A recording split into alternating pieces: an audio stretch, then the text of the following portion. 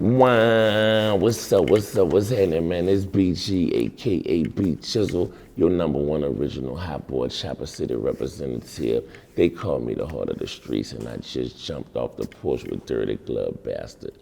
When you get down and player, please don't miss, cause that don't do nothing but get my trigger. Yes, sir. All right, y'all. We got a special one coming to y'all. We got the original hot boy, B Jizzle, BG, jumping off the porch with us today. What's up, bro? Oh, man, I'm just cooling, man. I can't complain, man. I'm blessed, man. You hear me? Yes, sir. That's Yes, what's sir. up, bro. Man, blessed and highly favored, I'm telling you, man. Nah, facts. Yeah, Facts. that's been I see that's kind of been like the story lately, or just, you know what I mean, just the vibe lately. You know what I mean? I see that you know, just really showing appreciation. Absolutely, man. You know, after going through, man, everything that I've been through, man, and just to still, you know, have a shot at it, you know, for people to still, you know, want to hear from you, you know, after being gone as long as I was gone, you know what I'm saying, and people still appreciate your music, like, it's humbling. Yeah, nah, for sure. I mean, you know, we see that with artists that's still outside, you know, if you not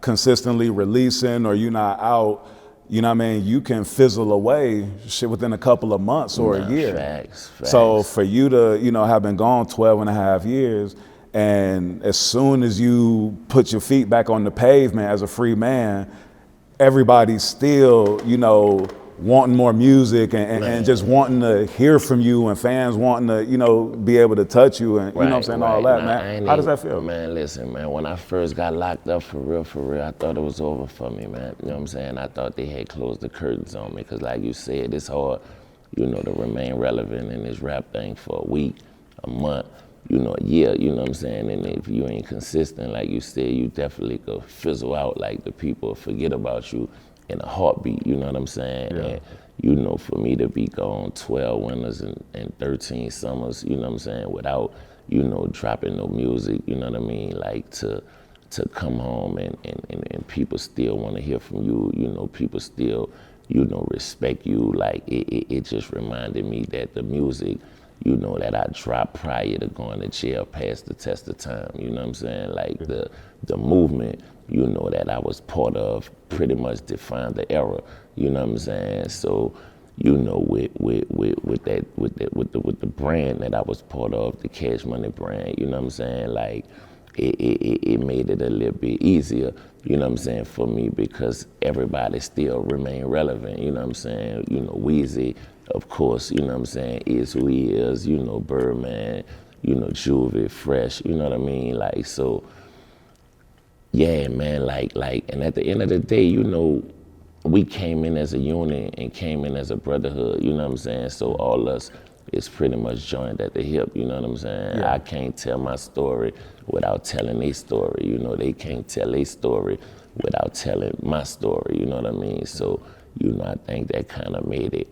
a little bit more easier for me, but yeah, man, it definitely, you know, is a beautiful feeling, you know what I mean, to come home after all this time and, you know, still be able to rock the club, still be able to, you know, sell out arenas, you know, people still want to hear from you, like, it just lets you know, like, I had to do something the right way, you know what I mean? For sure. And in the intro, I forgot to mention one of your names, which defines what's happening right now, but the heart of the streets. Nah, facts. You know what I mean? And Facts. I think that, you know, like you being that heartbeat, you know, for real ones, and, you know what I mean, the stories and, you know, like some of the different stories that you've been telling and sharing through your music has been so relatable, you know what I mean, to so many people, that I think that in itself has also, you know, kept you relevant, just because we could all, you know, still go back to some of our favorite, you know, BG songs and still relate to it and still, you know what I mean? Nah, I mean, that's,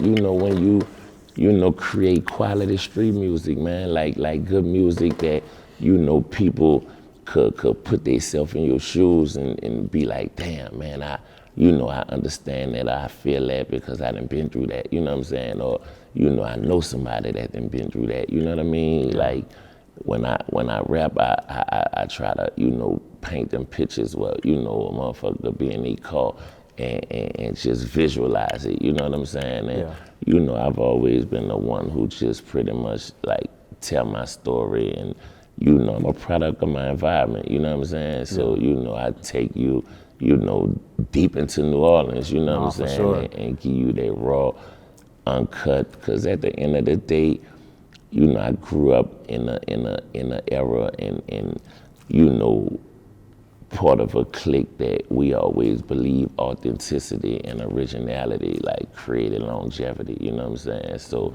I've always been one to, you know, just be authentic with the music and original, you know, in my approach and my creative process, you know what I'm saying? Nah, for sure, because you know, I've never been to Valence and Magnolia. I've never stood on that corner, but listening to your music, I feel like I damn near know where the corner store is. I feel like I might know where the chicken spot is, you know what I mean? Because you've painted that picture so vividly. Facts. So I'm not gonna ask you the typical question of what was it like growing up in New Orleans, because you shared that, but I do wanna ask you, you know, with New Orleans, you know, having such rich culture, what would you say is like one of your favorite things about being from New Orleans and about the culture? Oh man, I mean, first and foremost, just, you know, the food. You hear me? You know what I'm saying? Like, you know, we got a rich, you know, like culture when it comes down to food, man. You know what I mean? Like I love, like, I can't get, you know, no food from nowhere around the country, you know what I'm saying, that tastes like New Orleans food, like just the way they get down with the spices and the flavor and things of that nature, and really just, you know, just man, like, it's like you got to be there to just understand. Facts, man. I mean, from, you know, from the third wall, you know, to the fourth wall, to the fifth wall, to the sixth wall, seventh wall, eighth wall, ninth wall, 10 wall, 11 wall, 12 wall, 13, 17, across the river, you know, all the projects. Like, I mean, it's just something, you know, that it do for me. At the end of the day, I wouldn't be who I am if it, you know, wasn't for my city, man. You know what I'm saying? Just embracing me,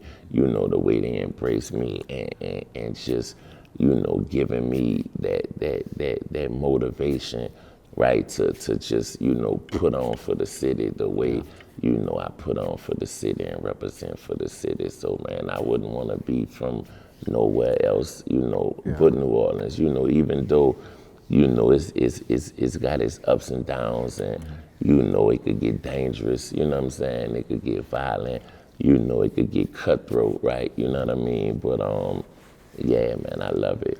Now, it's interesting how, you know, a place, you know, on one end of the spectrum, you know, like we know New Orleans at certain points in time as being the murder capital of the world and all of that. But then on the other end, you know, like the art and, you know, like the music and, you know what I'm saying? Second line, yeah. You know, just like, just everything. It's just different.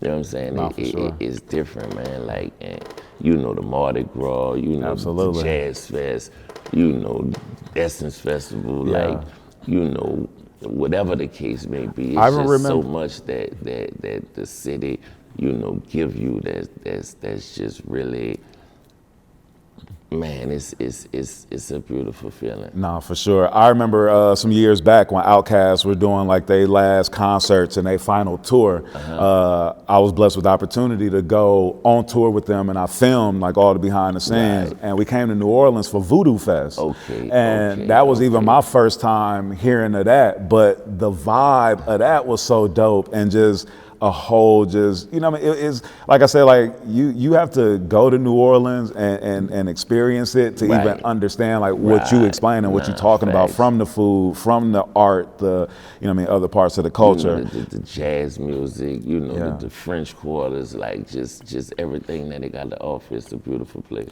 Absolutely. And yesterday was Super Sunday. Facts. So I ain't lying, I seen some footage of it on Instagram. I was like, damn, man, I'm supposed to be down there, man. You heard me? I'm talking about, man, the footage was I was like, wow. You know what I'm saying? Can you explain, like, can you explain like what's the significance of Super Sunday like to the city, and what is the vibe like? Like what is it? You know what I mean? What does it bring to I the city? mean, you know, that's pretty much like a big old second line, right? You know what I'm saying? Like, you know, you have a couple of Super Sundays, then you be having the big 9. You know, a lot of big second lines that, you know, go on throughout second line season, but you know, Super Sunday is one of them ones that's just, you know, different and special, and the whole city come out, and you know the jazz bands come out, and it's just be a vibe, man. Wow. You heard me? Like the energy, you know, is different. You know, all the hot girls coming out, all the hot boys coming out. You know, all the deep boys coming out. You know, the old ladies coming out. The pop, like, you know, from grandmas to aunties to you know, little girls, man. They just coming out, and it's just a party. It's a party. Nah, that's what's up, man. And it's dope, like that whole Mardi Gras vibe and all of that, like what you explaining.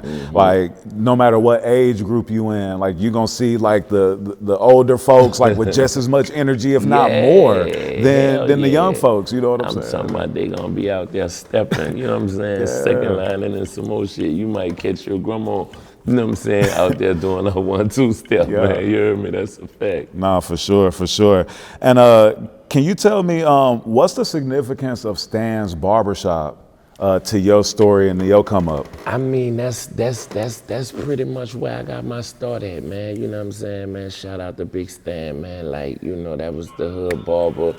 You know, the barber shop that was located on Valence and Magnolia, and you know, Stan and Baby and Slim, you know, they grew up together, right? So, you know, I lived and grew up right around the corner from the barber shop, and you know, I used to be in the barber shop all the time, you know, just rapping for the homies, and you know, on the block, beating on side of the house, you know, just, you know, rapping, just, you know, having fun, right? And you know, one day I was rapping for Stan, and he was like, man, I'm about to call Baby up here, man, so, you know, he could hear you and whoop, whoop, whoop, you know what I'm saying? So, you know, I was kind of nervous at first because, you know, I had been New Bird from, you know, back in the G. Him and my mama, you know, had a relationship in the 80s or whatever. And, you know, I knew of him and knew him, you know, just for being a big homie in the hood and, you know, always pulling up, shining and, you know, doing his thing and getting to a bag or whatever. So, you know, Stan hit him up and called him to the barbershop to hear me rap. So, you know, he pulled up and, yeah, man, I rap for him, and, you know, he was like, hold up, man, ain't you sent some? You know what I'm saying? And he like, man, what, you know what I'm saying? After I rap for him, he like, man, where your mom at? Bop, bop, bop, bop, bop. You know what I'm saying? And, you know, he put me in the car, we rolled around the corner, and, you know, pulled up on my mama, you know what I'm saying? And he just was like, man, and at this time I was young, wild, reckless, you know, in the streets. My dad hadn't got murdered, so, you know, moms was having trouble with me, you know what I mean? I wasn't listening and, you know, doing a lot of things I ain't had no business doing and, you know, running with a lot of dudes, you know, she ain't want me running with. So, you know, he pulled up on me and was like, man, listen, man, let me help you with him, you know what I'm saying? I'm gonna take him under my wing and you know, he got some talent. I'm gonna nurture that and, you know, I'm gonna help you save him, right? You know what I'm saying? And, you know, pretty much the rest history, you know what I'm saying? And in the beginning, was moms automatically supportive of you wanting to pursue music? Yeah, I mean, man, she just wanted something different, like, long as I wasn't in the streets, man, if that was gonna get me out the streets and,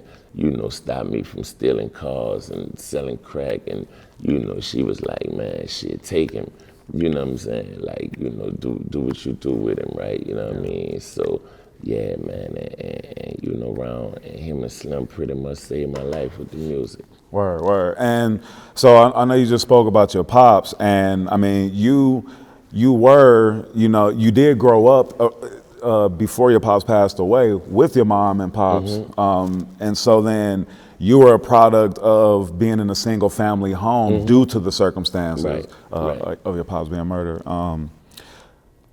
How would you say that affected you?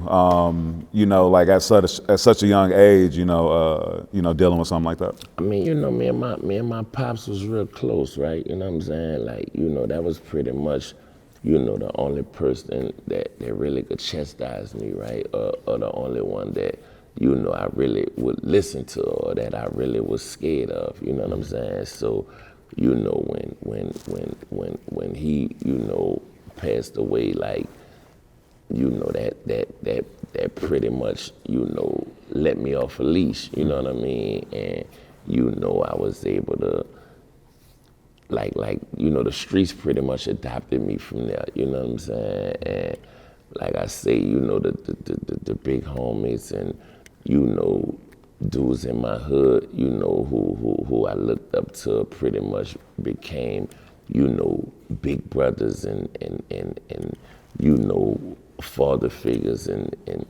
just people, you know, that I admired and want to be like, you know what I'm saying? And instead of, you know, having that father figure, you know, to look up to and, you know, to inspire you and you know, someone that, you know, you wanna be like, you know what I'm saying? It became, you know, hood niggas, you know what I'm saying? Who, you know, I was just looking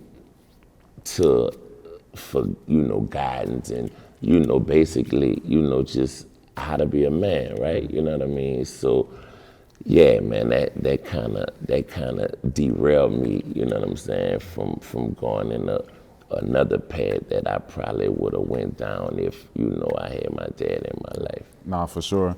A question I've been wanting to ask you my whole life. At what point did you jump off the porch? Oh man, I jumped off the porch probably like in '92. You know what I'm saying? When my daddy got murdered. You know what I'm saying? Like that's when I pretty much, you know, came off the porch and started dibbling and dabbling, you know, in the streets and breaking the law and just, you know what I'm saying, doing shit I ain't had no business doing. So yeah, I was like 12. Word. And did you automatically take on, you know, the role of being the man of the house? You know, at that time, did you feel that responsibility? I probably took on that role maybe like 15. Okay. You know what I'm saying? Like, you know, mom's, you know, still was taking care of me and you know, baby was assisting and, you know, taking care of me and just grooming me, you know, in the studio and, you know, with the rap shit, you know what I'm saying? Just putting me around artists that he already had, you know what I'm saying? Just, you know, learning the ropes and, you know, just learning how to, you know, write and be creative and make songs and, you know, things of that nature. But yeah, when I turned about 15, that's when, you know, I started, you know, getting some money and seeing some real money and, you know, was really able to, you know, help my mama and contribute, you know, to the bills and, you know what I mean? Like just, you know, help her with my little brother and I became the man of the house probably at like 15. Word. And when you started rapping, was Gangsta D your first name? Yeah, that was nah. How you know that? You hear me? But yeah, that was my name on the first feature I had on one of UNLV albums. I think it was the Straight Out the Gutter album. Okay. UNLV album, you know what I'm saying? And it was Gangsta D, man. Word. You know what I'm saying? It stood for Gangsta Doogie, right? You know what I'm saying? Yes, Then, you know, it was Lil Doogie, and then, you know what I'm saying? We settled on BG, you know what I'm saying? And yeah. Word, that's what's up. Can you speak to, you just mentioned UNLV and, you know, like New Orleans is you know, known for bounce music. Facts. And, you know, that being, you know, somewhat the foundation, at least when it comes to hip hop. Mm-hmm. Can you talk about like the early bounce, like the gangster bounce? Because I think people now know bounce is like more fun, but a lot of the early bounce was like more street. Yeah, it was gangster bounce. You know what I mean? Like, you know, UNLV, Pimp Daddy, you know, Lil Slim,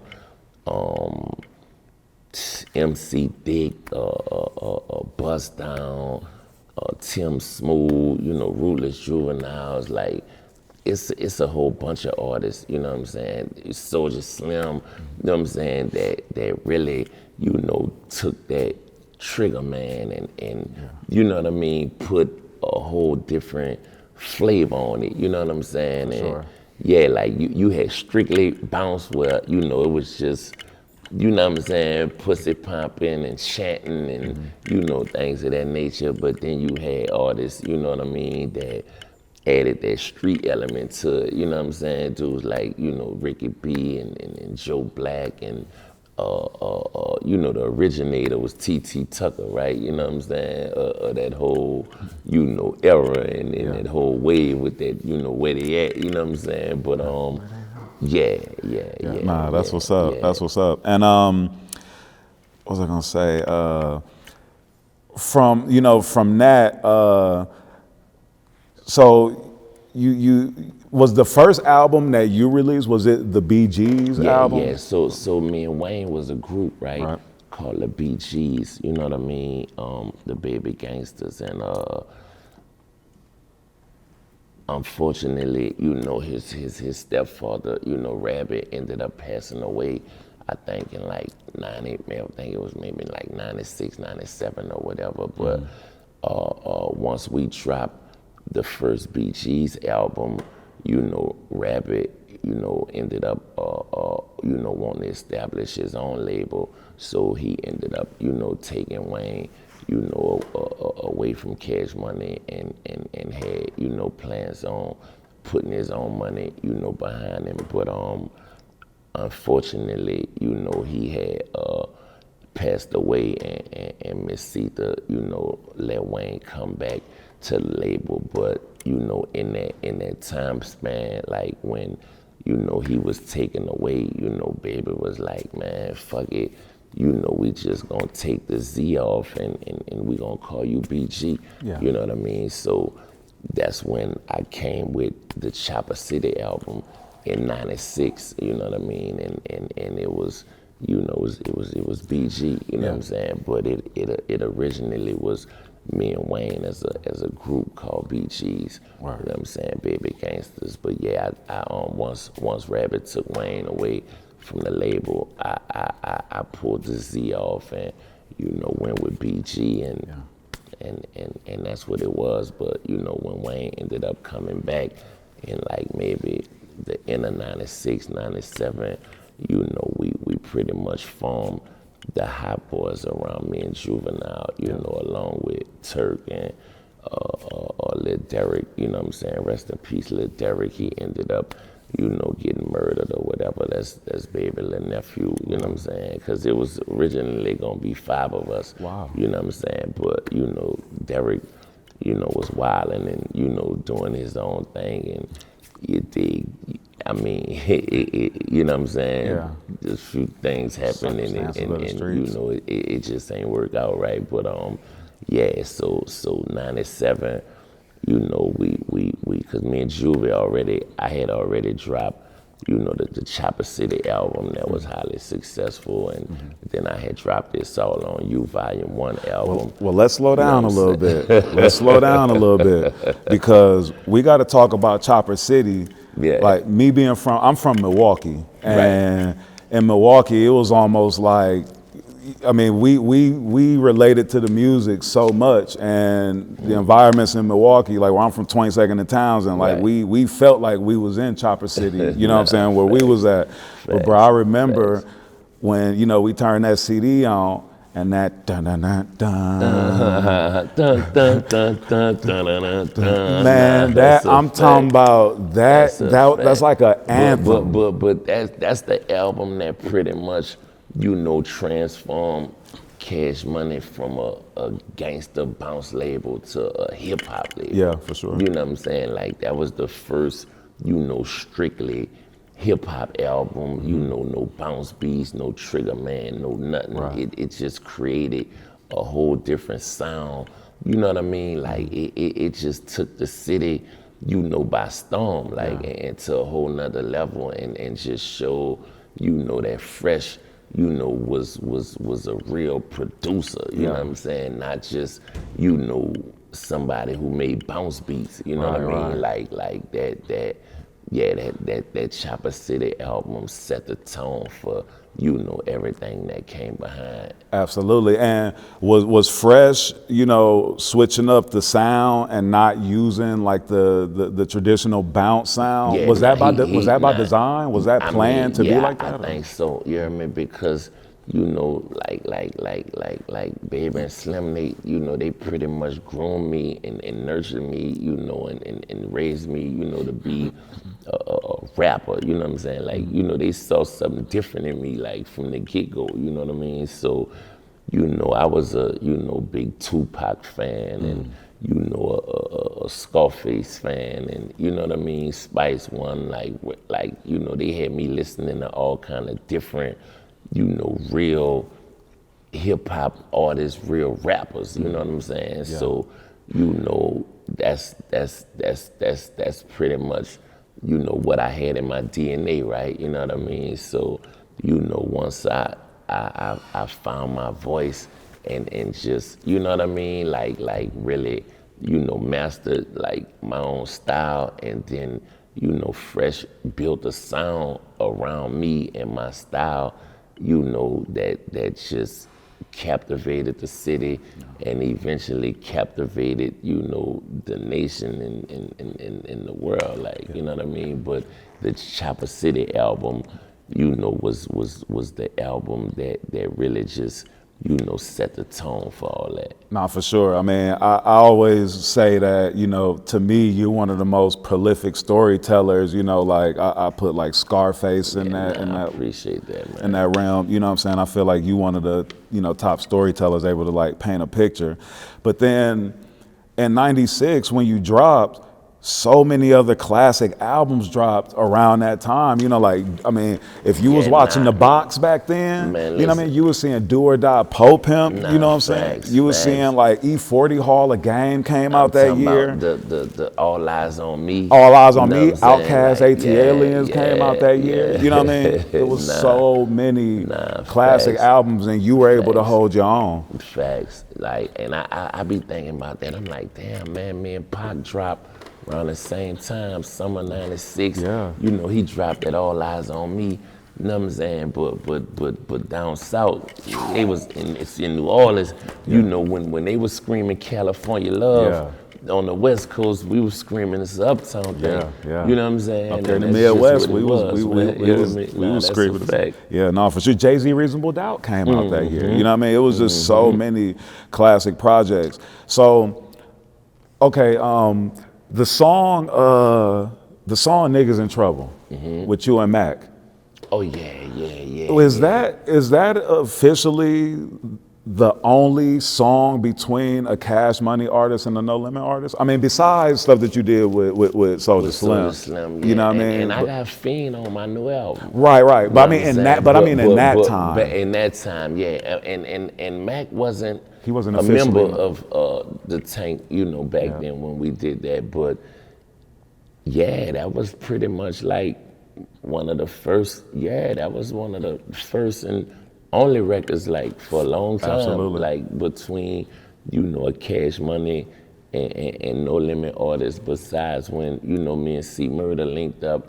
And we did that, you know, all y'all done heard him, you know what I'm saying? Yeah. Like, he was locked up and, you know, he reached out to me and you know, he shot his part of the video from the jail. You know, I went into Calio, you know what I'm saying, and shot my part on the streets. But yeah, that me and Mac was the first, the first and only for a while. Yeah. And then with the Chopper City album, like, that album went gold, right? Didn't have one gold, or I believe it. I'm pretty sure it's certified now. So yeah, but back then, back then I think I had did like 200,000-300,000. You know what I mean? Yeah. Like, but you know, after all these years, I'm almost certain it's certified, if not platinum, man. So the point I'm trying to make, or what I'm trying to get to with that, is that you dropped Chopper City, you dropped It's All on You Volume 1, you dropped It's All on You Volume 2, had all of this success, but you didn't have any music videos out. None. And everybody else, you know what I mean? Like I said, the box, music, television, you control, like that was, you know what I mean? Like, you know, that was like the place where we was discovering a lot of music. So your name was buzzing so much without you even having a visual back then. Nah, that's a fact. Why didn't you have any visuals? I mean, I to be honest with you, I can't even tell you. You know what I'm saying? Like you know, we had a grassroots, you know, campaign and hustle, you know, that was different. Like, you know, we was going from state to state, like from Mississippi to Alabama to Tennessee to Texas to Arkansas, you know, hand to hand with posters and, you know, like you know, we just was hustling different. And I don't, man, I'm gonna have to, you're gonna have to get Baby on the porch to answer that question. Ooh, let's manifest that right now. Let's manifest that for sure. Nah, facts. Can you tell me the importance of fat and all that for helping your career? And that was definitely a time when, you know, they had the city in a chokehold, right? And you know, they was responsible, you know, for just giving a lot of local artists and a lot of up and coming artists from the city, you know, a platform, you know what I'm saying, to push their music and just push, you know, their campaign on a regional level, right? Yeah. You know what I'm saying? Where people could really, you know, put a face to the, you know what I'm saying, to the name and the music, you know, put a personality, you know what I'm saying, to the name and the music. But yeah, Fat and all that was definitely one of them programs, and that was like our 106 in Park in New Orleans, you know what I mean? Right. Yeah. Nah, for sure. And back then, you know, what other labels were making noise in the city? Like how, like, I know Big Boy Records was. Yeah, that's, I mean, it was, you know, in that era, you know, when I came up, it was Cash Money and Big Boy. Yeah. Cash Money, Big Boy, Take 4,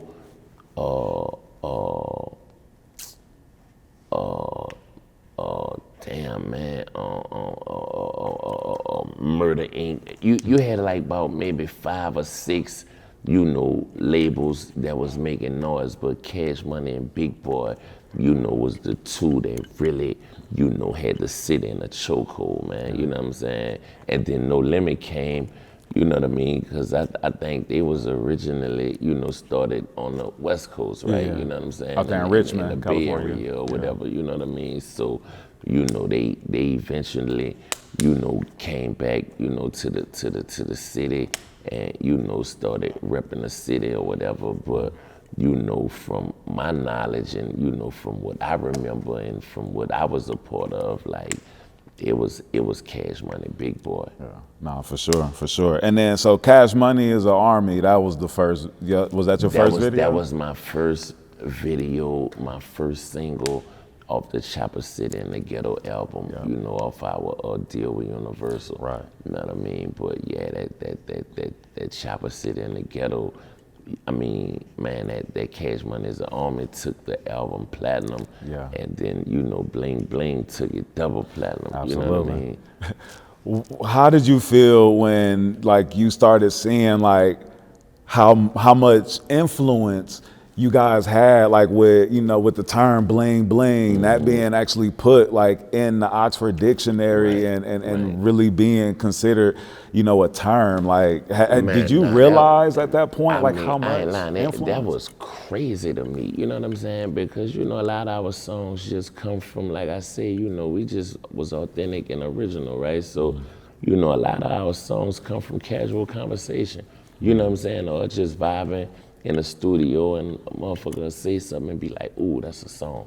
You know what I'm saying? Yeah. And bam, you know what I'm saying? We'll get to recording it like right off the dump, you know what I mean? But yeah, like I wouldn't have never thought, you know, that Bling Bling would have had the impact that it's had on the game, on the culture and just, you know what I'm saying? Like I'm talking about just created a whole swag, like a whole language, like just a whole, man, you heard me? You know what I'm saying? Like his own lingo. I wish motherfucker would have trademarked that, you know what I mean? Back then, I probably would have never had to rap again. Yeah, you know what I'm for real. saying? Like, for real, same way, like, who that did, Pat Riley or with the three-peat. You know what I'm saying? Yeah. So if motherfucker would have understood, you know, trademarking and all that back then and just had any idea, you know, that word and that phrase would have, you know what I mean, like still be as, I'm talking about, man, it's crazy. Yeah, man. for real. It's all love at the same time, you know what I mean? Nah, for sure. I mean, shit, everything that happened, like, you know what I mean, we don't call them losses, we call them lessons, you know what I mean? Facts. But we definitely, you know, wrote our name in the history books and going down, you know, if hip hop had a Hall of Fame, you know what I'm saying, all of us definitely are being there from, you know, everything that we contributed, you know, to the culture, you know what I'm saying? Yeah. Like and all the hits, you know, that we done had, you know. Man, bro, I ain't gotta tell you. Nah, for sure. And speaking of, you know, hip hop having a Hall of Fame, like I think that like we need to either, I don't know if we need to like stop calling it the Rock and Roll Hall of Fame and just call it the hip, or if like I feel like hip hop do need a Hall of Fame. We do need, you know, a place to be able to like honor our people. Tip got the Trap Museum. And, you know, you got the, and I want to go there too, man, one day. I'm actually going to go there probably when I go to D.C., but that museum they got in D.C., and they got the hip-hop, you know what I mean? I want to go visit that, man. Nah, for sure. And they've been talking about making one in the Bronx, too. I know they've been talking about that for some years now, they're supposed to be making like a hip-hop. That'd be dope, man. That'd be dope, because they just had, what, the 50th-year anniversary of hip-hop, you know what I mean? Like, and you know, it's like, what, the #1 genre, you know what I'm saying, in the game, best-selling, you know what I mean? So, you know, hip-hop, man, come on, man. Like, we got to get our own Hall of Fame, man. Nah, for sure. And can you speak to your relationship that you had with Soulja Slim? Because, I mean, it looked like y'all was, like, damn near best friends. Man, that was the bro, man. You heard me? You know what I'm saying? Me and Slim go way back to elementary school, man. You know what I'm saying? Like, we was in, like, 4th and 5th grade together, you know what I'm saying? He got kept back and I caught up with him, right? You know what I'm saying? But, you know, Slim was somebody that, you know, I always, you know, looked up to, you know, I always respected, you know, as an artist, you know what I'm saying? You know, he been, you know, doing this rap shit like before I started doing it, you know what I mean? And, you know, he used to be, you know, rocking the clubs way in 91, 92, like before I even come off the porch. He was a, you know, young 14, 15, 16-year-old, you know what I'm saying, in the club. You did rocking them bitches with that gangster bounce shit, you know what I mean? So, you know, once I started rapping, like for real, you know, I get a lot of my style and a lot of my swag from Slim, you know what I'm saying? Like he like our New Orleans Tupac, man. Yeah, for sure. You know what I'm saying? But you know when we got the opportunity, because the streets always wanted to hear us together and always was, you know, campaigning for us to work together, right? But you know, he ended up coming home and signing no limit, you know what I mean? He was really supposed to be signing Cash Money at one point, you know what I mean? But, you know, Slim was so wild back then and, you know, just in the streets, you know, for real, like drugging, robbing, jacking, the whole nine, you know what I'm saying? So he wasn't really, you know, 100% focused on the music like that, but, you know, after he did one of his bids and came home and ended up, you know, signing with Cash Money, signing with No Limit, you know, Cash Money and No Limit was really, you know, we both was repping the city, you know, both putting on for the city, but, you know, it was some other things, you know, outside of music, you know, that was street politics, right? That was keeping us, you know, from working together. So, you know, once he had left No Limit and once I had left, you know, Cash Money, like it was only right, you know, for me and the bro to come together and you know, do it how we was doing it. Like we had a real, you know, plan on really just, you know, being the new face of the city, like how Cash Money and No Limit was the face of the city for a long time. We had a vision, you know, for Chopper City and Cutthroat, you know what I'm saying, to be that, you know, new face of the city. And, you know, we did an album together, and, you know, we had already did a couple of features together. I was on his album, he was on my album. We had a plan to do this Chopper City Cutthroat compilation. You know what I'm saying? Like, man, my man just was, I mean, you know, like,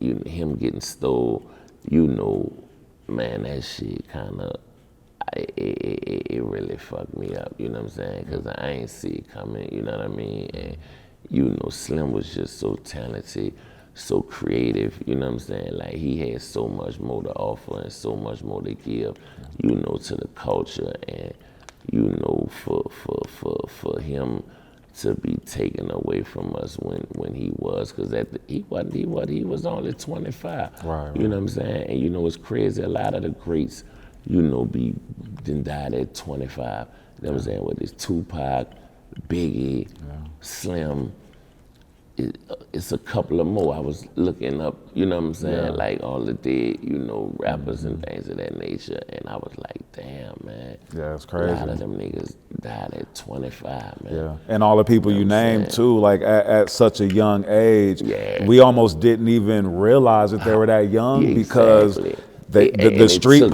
poetry it took for me to, you know, to grow up and mature, you know, and realize, you know, man, ain't nothing cool about dying young, man. Not at all. You know all. what I'm saying? Like, you know, niggas be, I mean, it was a point in my life where I couldn't see past 25 or couldn't see past 21, you know what I'm saying? Because, you know, a nigga was so caught up in the streets and nigga done lost so many homies, you know, at a young age, you know what I'm saying? So what you think that's normal, you know what I mean? But ain't nothing normal about that, man. Like, niggas still be babies for real, you know what I'm saying? Nah, for real. You know, for me to be blessed to, you know, to be 40 plus now, and I look back and I be like, damn, man, 25, man, nigga just starting to live for real. Right. You heard me, you know what I'm saying? But, you know, nigga been off the porch for so long to, you know, you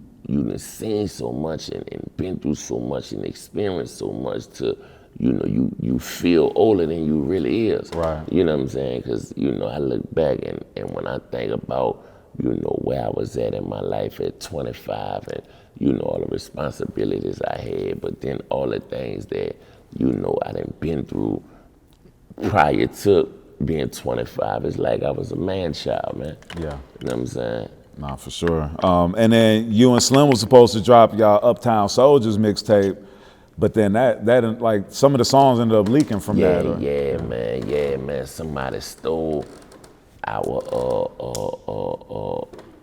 he had the disc in his truck, you know what I mean, when he got murdered, and you know the truck was part of the crime scene. So when they towed the truck, you know, to the police pound or whatever, like somebody, you know, stole a disc out the truck and leaked it, man. And it ended up, you know, spreading the way it spread it and turning into a street classic, like, you know, a street mixtape. But yeah, man, that threw a monkey wrench in the game too, you know what I mean? But I'm still, you know, glad that I wish the streets would have been able to get it the right way. Yeah. You know what I'm saying? But you know, they still got it.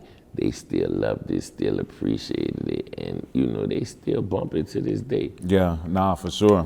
And then I remember on you had a mixtape where you had put a couple of songs on there with DJ 5150, and had released a couple of joints on there. So I mean, a lot of us who have been anticipating it was happy to even, you know, get a couple of joints even in that form. You know what I'm saying? Facts. Do you think that you would ever film some of your some music videos for some of your old classics. Like we had Juvie up here and we were talking. I think when him and Mannie Fresh came here, he had just released the 400 Degrees music video. Nah, I'm gonna go back and I probably shoot that Help, that Don't Talk to Me. It's a couple of my old, classical joints that the streets love that I still perform at my shows that I feel deserve visuals to them. That dun-dun-dun-dun, that it's all on you. Come on. You know what I'm saying? Yeah, I'm gonna do that. I'm gonna do that. Early in your career, so one of my favorite songs too early on was Retaliation with Juvie and Bun B. They coming to get you. Yeah, that's one of my favorites. I'd love to see a video from that. Man, shout out to Bun B too, man. Bun really, he the one taught me how to count my balls, man. Taught me how to count 16s, because, back then I write, I write my verses and one page would be a verse. Yeah. You know what I'm saying? So, when we recorded that record, he was like, God damn, like that verse long is, you know what I'm saying? Yeah. He like, nah. Just a long run-on sentence. And he taught me how to, write a proper verse and count my balls and shit, man. Facts. Word. Now let me ask you this. When you first came to Cash Money, you guys dropped the BG's album. Then you started dropping your solo albums. But at what point did you guys form the Hot Boys? And then did you feel a type of way at all? Like, man, why y'all trying to put me in all these different groups? You know what I mean? Was that ever like a thought? Hell nah, I ain't feel like that, man. Like, I knew, that, and I already, wanted to, get back to working with my little brother, you know what I'm saying? So, the Hot Boys had made all the sense in the world, you know what I mean? So, I was already having solo success, and, man, we was doing it for the love of the music, you know what I mean? And yeah, man, like it was a family affair, you know what I'm saying? So, whatever, they wanted me to be a part of at that time, I would have been a part of, you know what I mean? But I most definitely, you know what I'm saying, was hands up and, volunteering and ready, to go with the Hot Boys move, because, just the whole Hot Boy brand had its own history, from the streets, you know what I mean? So, I already felt like I was a hot boy, you know what I'm saying? But, I ain't feel no type of way about that. Word. What was the recording process like at Cash Money? Like, did you guys sit in the studio and watch Fresh cook up like from scratch, or? Yeah, Fresh used to cook everything up right there on the spot. You know what I'm saying? Like, we'll come in that bitch, you know what I mean? And we'll give Fresh an idea for a hook, or, he'll give us an idea for a hook, but, majority of the time, we'll start writing, spit it for him, and then he'll get the work, and he'll build the beat, you know what I'm saying, around, the idea or around the hook. And it's just, that shit just used to come together, man, like a family reunion. And how long would it take Fresh to cook up them beats? Like, was it a long process? 5 minutes, 10 minutes. You know what I'm saying? Yeah, Fresh used to cook that shit up fast. Yeah. You know what I'm saying? But then, he you know what I'm saying, he'll, do the skeleton of it, right then and there, you know what I mean, 80%. But then, when it was time to mix and master, then he'll double back and, clean some shit up or add some shit, or, after him riding around listening to it, then, we might hear it again and it sound like a whole different song, you know what I'm saying? Like, be like, damn, that ain't what we recorded over, you know what I mean? But yeah, man, Fresh, that shit used to take Fresh 10 to 20 minutes to make a beat. Yeah. And you guys went on one of the most legendary tours in hip hop history, that Ruff Ryders Cash Money Ruff tour. Ryders. The Cash Money Ruff Ryders tour. I mean, y'all had helicopters like flying into the arenas and all of that. Man, what was that experience like, man? And do you remember like any just, you know what I mean? Like anything like stick out to you from back then? I ain't lying, man. Like for real, just, you know, from coming to, you know, rapping for 3, 4, 5 niggas on the block to, you know, rapping in a club with 300 motherfuckers to, you know, rapping in a club with 3,000 motherfuckers to rapping in an arena with 30,000 motherfuckers. You know what I mean? Like just the constant, you know, growth. But yeah, like I never, you know,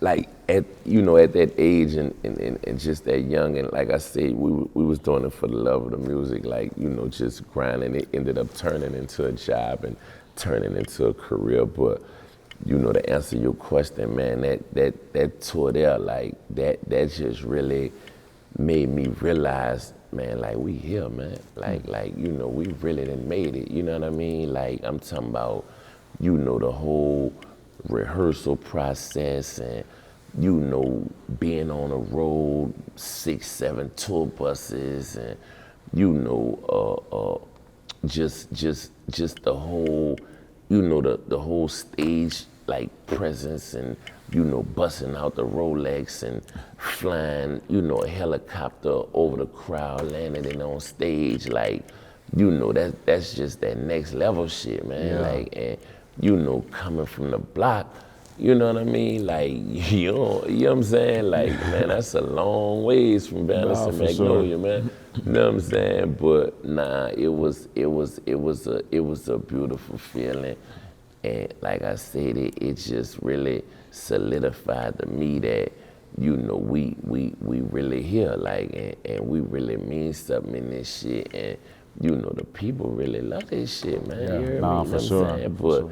yeah, nah, it was definitely an amazing show. Yeah. You know what I'm saying? And then, you know, we was on the road with, you know, DMX and Eve and, you know, the Locks and Drag On and Swiss Beats. So, you know, we had to make sure that, you know, we showed up and showed out. You know what I'm saying? Like, you know, DMX at that time was, you know, one of the biggest, if not the biggest artists in the game at that time. You know what I'm saying? So it was like, man, we got to, you know what I'm saying, make sure that, yeah, man, they know, like, Cash Money, you know what I'm saying, like, we ain't playing either, like, you know what I'm saying, yeah, we gonna represent too, and yeah, nah, we put together an incredible show, man, that's still, you know, remember till this day, man. Nah, absolutely.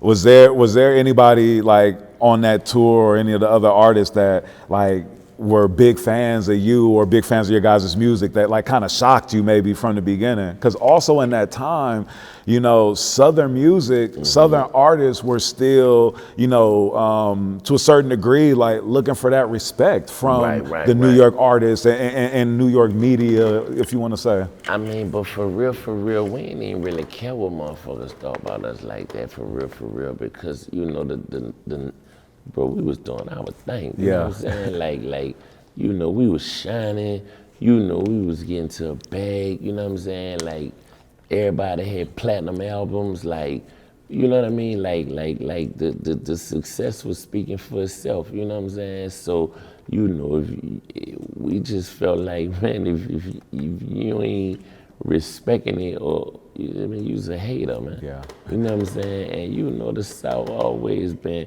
you know, hated on or, you know, underrated or whatever, but, you know, we always came with hits, and we was, you know, outdoing, you know, 80-90% of these niggas on the charts. You know what I'm saying? You looked on the charts and we was there.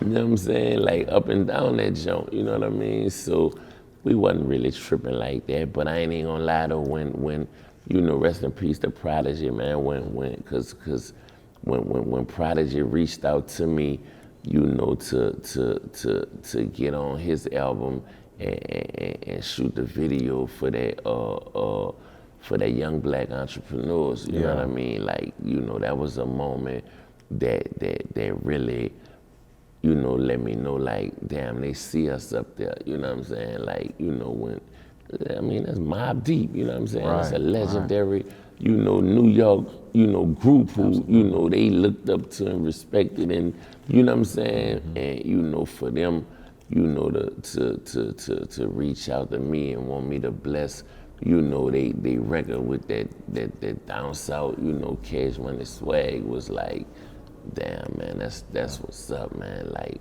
you know, finally, you know what I'm saying? Like, 'cause like you say, you know, they, you know what I'm saying? Like, I mean, I don't know what, you know what I'm saying? I mean, but it is what it is, Yeah, man. You know what I mean? Like, at the end of the day, now, you know, 'cause it was one point when you know, the West Coast had it, it was all about the West.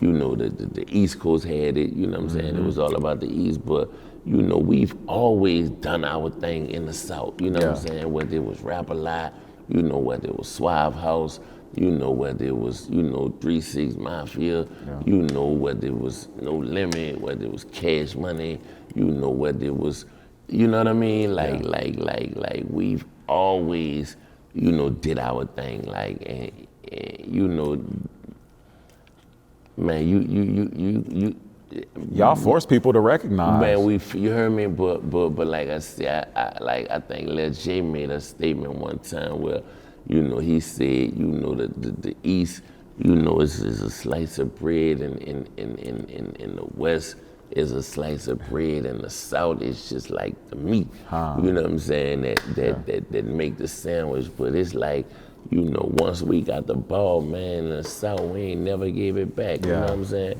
I can't. Then I forgot JD, you know, so deaf, like, you know what I'm saying? Like, come on, that's 1 hour, you know, pioneers and greats, you know, that come out the South that, you know, then gave you monumental, you know, legendary, iconic artists, you know, from Criss Cross to the Brat to, you know, like JD. I'm talking about, man, bro, like, you know, from P to Lil J, you know, the Baby, the Slim, you know, to JD, to, you know, Tony Draper, you know what I mean? Like, I'm talking about, man, we got some, man, we, you know what I'm saying? Like we got some prominent you know, forces. some hell of a, you know what I'm saying, CEOs that, you know, like then gave you some hell of an artists in this shit, you know what I mean? Like, you know, you they always, you know, recognize the, you know, the P. Diddy's and the Dame Dashes and the Jay-Z's and the Suge Knights and the all this and all that, but, you know, if I ain't mistaken, like, you know, Master P was like one of the first ones to touch 500 mil. Yeah. You know what I'm saying? Like, I'm talking about with 1 million different hustles, you know what I'm saying? Like, nah, man, so, you know, we definitely, you know, wasn't getting our just due, our respect, our credit for a long time, but you can't get around us now, man. Yeah, the that's South real. on this shit. Nah, that's real. That's a fact. Nah, for sure. You guys also, well, no, wait a minute. I want to talk about the relationship between, you know, Hypnotized, Cash Money. You know what I mean? Between, you know, 3-6 Mafia and Cash Money. Nah, man, you know, DJ Paul, my brother, man, you know what I'm saying? Like, Juicy J, they fam, you know what I'm saying? Like, I remember when they first came, got us to get on that Player Y.B.E. Yeah. You know what I'm saying? And we, you know, went to Memphis and they brought us to their projects to shoot the video, and you know what I'm saying? But yeah, nah, they've had a hell of a run and you know, some hell of a success, you know, in this shit, you know what I mean? Like I got nothing but love and respect for them, you know what I'm saying? Like, Paul produced a record on the me and Gucci Man mixtape that I dropped when I was in the halfway house. But yeah, I just did a song on Paul album that he done did with this overseas artist, man, from London somewhere. Like, man, Paul be, you know what I'm saying? Paul and, you know what I'm saying? I'm talking about, like, man, you know, they true hustlers in it, man. You heard me? Legends in it, man. And I love them, man. Right. And the relationship is pretty much, it's just rock solid, man. Do you have any memories of working with them cats in the studio or doing any shows or just any vivid memories of working with them cats? Nah, I mean, they got a whole different type of energy, you know what I'm saying, when we're in the studio, man. Like, we recorded the Teared Up record in the studio together in Memphis, you know what I'm saying? And nah, they work, you know, just as fast as we work, you know what I'm saying? Sure. They, you know, the attention to detail, you know what I'm saying, is there, like, and you know, they really, you know, love the creative process as well, man. Like they ain't just in there, you know, playing, like they in there really, you know, working and doing it for the love of the culture. No, for sure. I always wish that there would have been some type of, you know, full album with Cash Money and, you know what I'm saying, Hypnotized Minds. Because I just feel like between Paul and Juicy on the beats and how much they put into it, and then with Mannie as well, I feel like that collab and then with all of y'all rapping, like that just would have been, you know, so legendary. I mean, it's a lot of, you know, collabs that, you know, people throw in the air that, you know, they wish, you know what I'm saying, they would have got, you know what I mean? But, you know, niggas be so caught up in the moment, you know, doing their own thing, right? And focused on, you know, their own movement and their own artists to where, you know, them ideas probably, you know, wasn't, you know, floating in our heads like that back then. But, you know, when you look back, you be like, damn, you know, you probably wish you would have got that off, you know what I'm for saying? sure. Because, you know, it definitely would have been something that, you know, stood the test of time in this hip hop shit, you know what I'm saying, and would have been highly successful. But, you know, it is what it is, man. Like, it's never too late, right? Nah, for You know sure. what I'm saying? Because at the end of the day, you know, we ain't going nowhere, you know what I'm saying, no time soon, man. You know what Nah, I'm saying? It's only a handful of niggas that, you know, get the blessing to have as the longevity that we've had, you know what I'm saying? Like, you know, if you get a 3 to 5 year run in this shit, you know, be happy with it, you know what I'm saying? So, you know, for us to get a 30-year run, you know what I'm saying? Like, come on, man. Yeah, nah, for sure. And then the Baller Blockin movie, like, you know, how did that like impact, you know, like your career and just what y'all was doing? Because I mean, at that time, you know, like making films and hip hop was still new. You know what I'm saying? I mean, it was dope. Like, I mean, to, you know, man, come on, bro. Like I say, we just was happy to be, you know, doing music and then, you know, doing it on the level we was doing it on, man. So, you know, to get the opportunity to add a movie to that, you know what I'm saying, and be on the screen, you know what I mean? Like, that's a whole nother level and a whole different type of accomplishment, you know what I'm saying, that turn you into, now you're, you know, a rapper, artist slash actor slash, you know what I'm saying, this just add to your resume. Yeah, no, for sure. Now, we spoke earlier in the interview about, you know, we know that you know, just came home from doing those 12 and a half. When you finally got home, and you actually came home like a few days after your birthday. 2 days after my birthday, Yep. Was that like one of the best birthday gifts that you could say that you got? Absolutely, man. You heard me, you know what I'm saying? Like, I'm talking about, it ain't getting no better than that, man. I was supposed to come home before my birthday, man, but it's cool, man. Like, you know, coming home, you know, 2 days after my birthday, after spending, you know, 13 birthdays in that motherfucker, like, it was a beautiful feeling, man. But I ain't even gonna lie, I hadn't got to the point where, you know, I ain't even celebrate my birthday no more. Like, and then it's just another day. You know what I'm saying? That went the same for holidays, you know what I'm saying? So, you know, that's why that shit really don't even be exciting me like that no more, because I went, you know, so long without, you know what I mean, like being out here, whether it's Christmas or, you know, Thanksgiving, you know, just the important holidays, right? The ones people, you know, consider important and, you know, they get the most you know, promotion and the ones that, you know, people spend, you know, time with their family on, like, but yeah, man, I don't really be tripping on that shit like that no more like that, man. That shit just another day, man. Right. Did you ever have a year where you forgot that it was your birthday, where the day came and you just didn't even? I mean, yeah, nah, I've always, you know, tried to, I mean, it done been times where I done forgot what day it is, or forgot, you know, what day of the week, or, you know, what date it is on the calendar. I done went through that a lot, you know what I'm saying? I went through that a lot on my bed. Right. All right, so you came home, you dropped the project with Gucci, and then I know like you were basically, you know, from your probation officer, like getting a lot of, just catching a lot of heat, you know what I mean, from going out and actually pursuing your career. And then there were even like situations where, I mean, did you officially get have to like go back to jail for violation or whatever? I mean, well, they had called me to the probation office. The U.S. Marshals was waiting on me, and they locked me up, right? But I ended up getting out like the same day. Okay. You know what I mean? Because, you know, it was basically a misunderstanding for real and miscommunication, you know what I'm saying, on the part of, you know, the courthouse and my PO, right? You know what I'm saying? So, you know, once I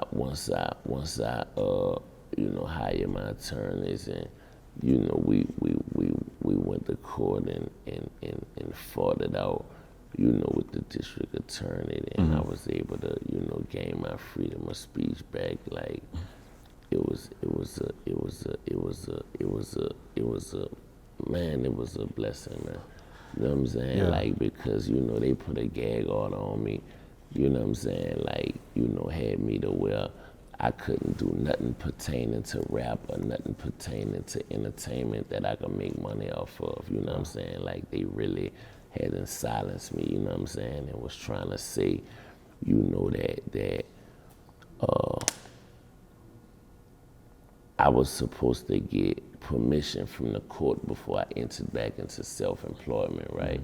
They were saying that me, you know, being a rapper was me being self-employed, and I had to get permission from them, you know, to do that, and I never knew that, you know what I mean? Because I was like, man, I've been rapping since I was a kid, man. Right. Like, you know, this is my career. Like, you know, how you not expect me, you know, to come home and get back to, you know, doing what I love to do and making an honest living, you know what I'm saying? So I was taking it like, you know, they was trying to tell me, you know, man, look, we don't care about you feeding your family, you know what I'm saying? Like, get it how you live, you know what I'm saying? Yeah. And, you know, it was all because they didn't like, you know, what I was talking about and what I was rapping about, you know what I mean? And it's like, just because you don't like the music, you know what I'm saying? Like at the end of the day, it's only entertainment, you know what I mean? Like, Right. why you trying to, you know, stop me from making it? Because they basically was telling me, all right, you could rap, but you know, we don't want you rapping about snitches, we don't want you rapping about guns, we don't want you glorifying violence, we don't want you doing this. I'm like, what? I'm like, hold up, man. Like, what, I'm supposed to turn into a gospel rapper? Like, Right. You know what I mean? Yeah. Like, come on, man. Y'all going too far. You know what I'm saying? And, you know, I found it to be a freedom of speech, you know what I'm saying, issue, like a First Amendment violation, you know what I'm saying? So, you know, I could have compromised and, you know, laid down and just let them have their way, but, you know, I chose to fight it, man, you know what I'm saying? And, you know, the judge ruled in my favor, you know what I mean? Even though she still, you know, told me that I had to turn over all my lyrics to my probation officer before I make them available to the public. Yeah. And then, you know, the probation officer gonna turn them over to the judge and the prosecutor.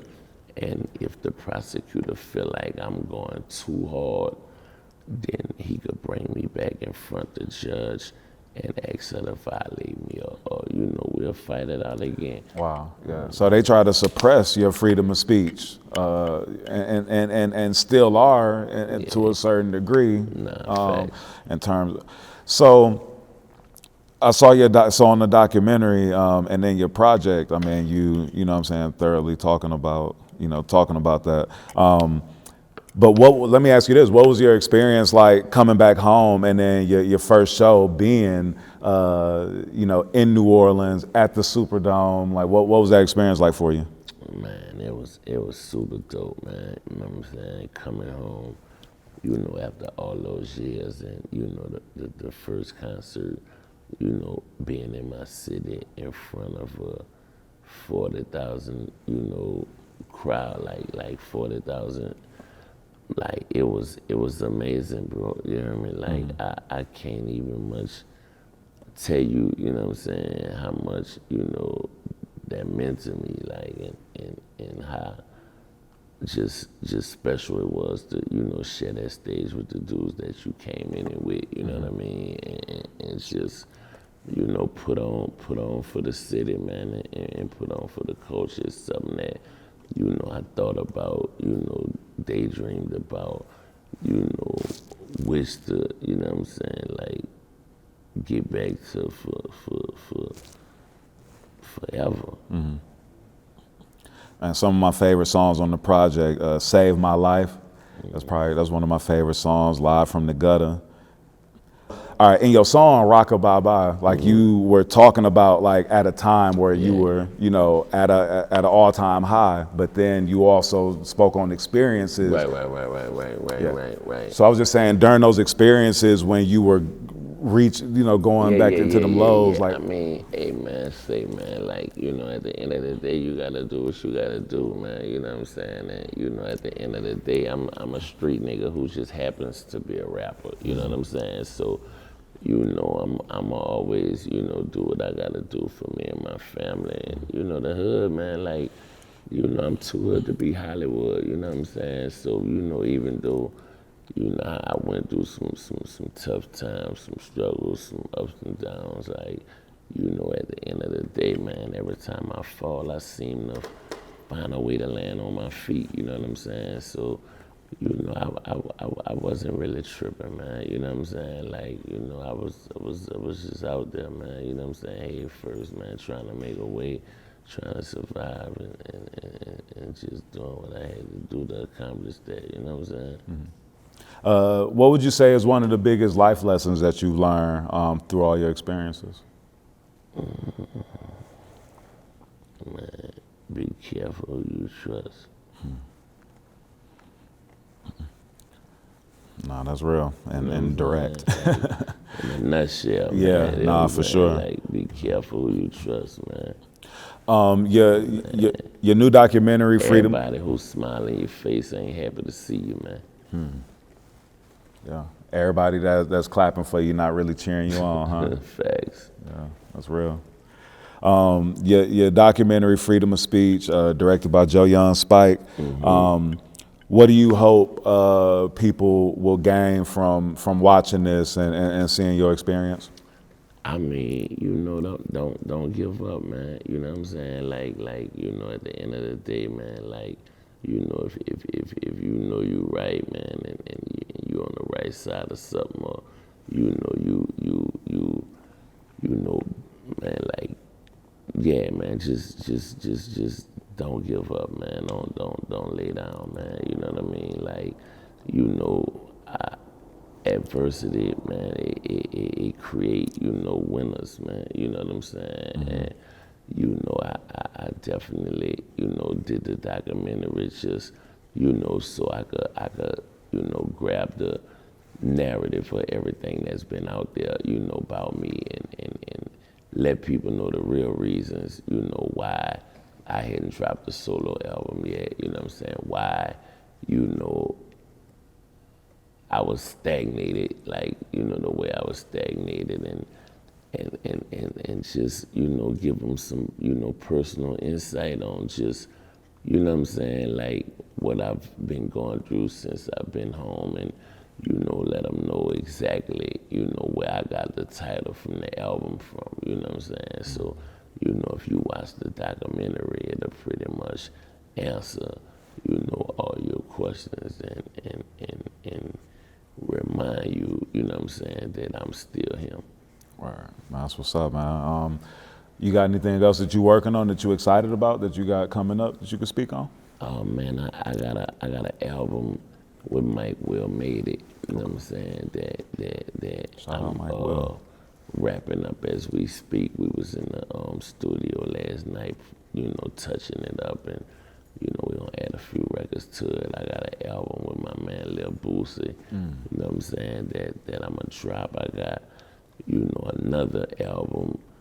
I'm gonna try to drop an album like every 3 months, man, for the foreseeable future, man. You know what I'm saying? I got a movie, you know, that I'm about to do called The Parish, you know what I'm saying, that Joy gonna shoot, you know what I mean? Then I got 4 more movies, you know, that I'm gonna try to package up and go sell, you know, to Netflix once they see, you know, this first one and how it look and, you know, how good that motherfucker is. So, man, I got a lot of different shit coming up, man. You know what I'm saying? That I'm, you know, can't wait to get out there. Word. And then you got any shout outs you want to give before you get out of here, bro? Nah, not really, man. I just want to let everybody know, man, that freedom of speech is available, you know what I'm saying, on all platforms, man. If you ain't already got it and you like quality street music, then you definitely need to go download it, man, and put your ear on it, and you know what I'm saying, like, you know, give it a good ride, man, because I promise you, you know, you gonna walk away, you know, with a different, you know, outlook, you know what I'm saying, on BG and just a different level of respect, you know what I'm saying, for me and my story, you know what I'm saying. So yeah, man, check out the album, you know, check out the documentary, and, you know, be on the lookout for everything else, man, that I got coming down the pipe. All right, bet. Appreciate it, man. Yeah. BG, appreciate you pulling up and jumping off the porch with us, bro. Already. All right. What you won't do, Uptown's on the way. Bitch, so let us through. Finger on the trigger. What you won't do, play ahead to get out the way of the so long.